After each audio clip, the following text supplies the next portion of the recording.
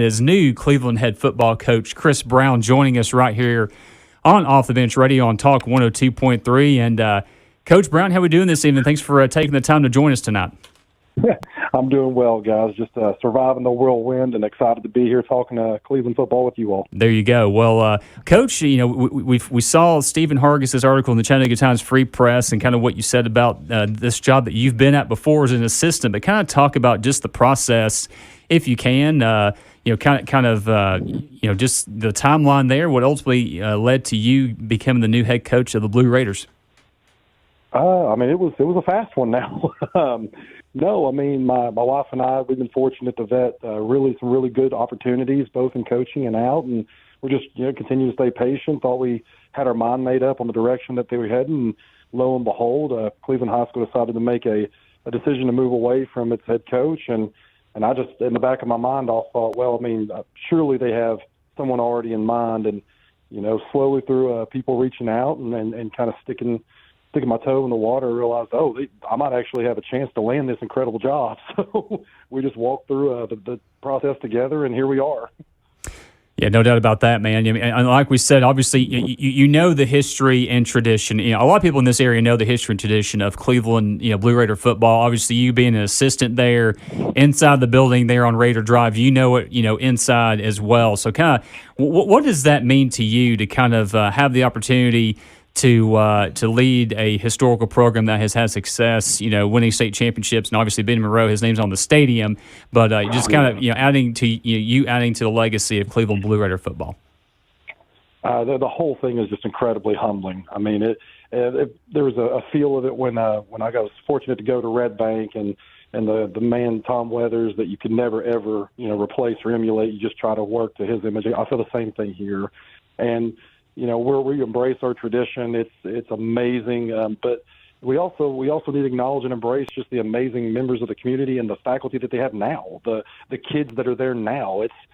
We want to be mindful of all the great things that we accomplished in the past, but there are great things happening right now too. So it's you can't keep your head too far in the rearview mirror, and I'm just as excited to represent what Cleveland football has been as I am to represent what it's about to be, if that makes sense. Yeah, Coach, we talked about it. It's April. We're talking football, but, a lot of teams are announcing you've got spring ball basically coming up at the end of the month potentially. So, we talk about the whirlwind. Where are you at? Is this a situation where you have to try to put together a staff before spring practice gets here, or what are you looking at doing right now? What's the first steps for you as taking over head coach? And is it like riding a bike? You haven't been away from head coaching for too far, but what kind of dust do you think you got to knock off to get back to being the head man again? Man, well, I need to say there is nothing smooth about being a head coach. I'm sure. If it's riding a bike, it's riding it off a cliff, and so in the best way possible.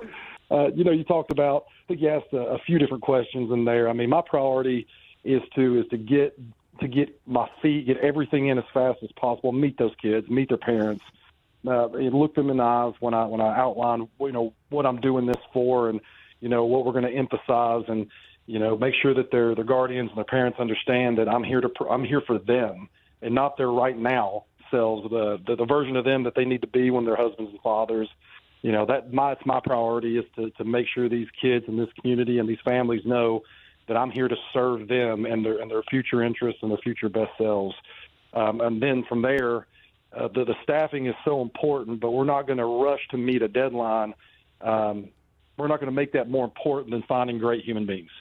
The best thing that I can do for any program, and I've been fortunate to be a part of great staffs and then assemble great staffs at Red Bank, and you just got to find great men. And that, if it takes more time than you like, if it's past spring practice, I don't care. I'm going to find great men to fill that room with, to get in front of our kids on a daily basis and to help improve the high school. So, would you love to have it done in time for spring practice? Yes. Am I going to, sacrifice finding the best people possible? Absolutely not. And guys, football, as much as we want to make it complicated, you can always get better at blocking, tackling, and doing things at a high clip and high rate of energy, effort, and intensity.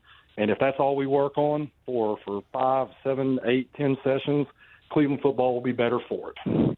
I'm ready to run through the wall right now for you, Coach. We're talking to new Cleveland head football coach Chris Brown right here on Off the Bench Radio on Talk 102.3. And, Coach, I wanted to kind of let's rotate the conversation or move the conversation to your family. Obviously, if anybody follows you on social media, one thing that we see from you is just the amount of time and the amount of love that you have for your family. And, I think you posted a picture over the weekend of your little one doing things in a different kind of football, playing soccer right there. So what kind of soccer dad is Chris Brown on a Saturday morning across Chattanooga, Tennessee?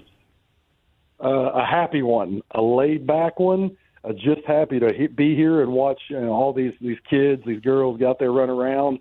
Quite opposite of what people may have seen me look like up and down the sideline for the last 15 years. Let's say when he said he was coaching and he was laid back, I refuse to believe that. We may have to see one of these soccer games in person to confirm this. Listen. Mr. Matt and Mr. Todd do the coaching. Gotcha. Love it. Dad Brown stands on the sideline with juice boxes and has his best day ever. So. Okay, so what brand and what flavor juice boxes are the Browns bringing to the soccer pitch on Saturdays? A tried and true favorite, Capri Sun, all natural flavors. My man, I love it. Go wrong. All right, so one for me. We obviously know you put a high priority on the off the field success, but on the field, obviously it's taken over a new program. You've got so many unknowns. But what's the Cleveland Raiders going to have to look like do next year to have success? What's going to be key for what can fans expect from a Chris Brown coach team? And this answer will be true whether I make it to year 20 or I'm speaking just about next year. We're going to do what our kids in this current cycle can do well and what these coaches feel confident that they can not only install but adjust in.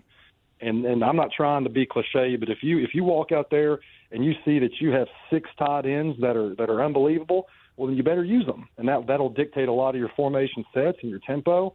If you are small but fast defensively, then we're going to adjust to do what we can with those kids. And that's, you love to have a process, and of course I have preferences, but even with those year to year, you have to be realistic about what you have. And if I'm going to do my job correctly, then I've got to evaluate the talent every year, put them in positions to be success, and then as coaches ebb and flow, and you hope that coaches get opportunities to move on.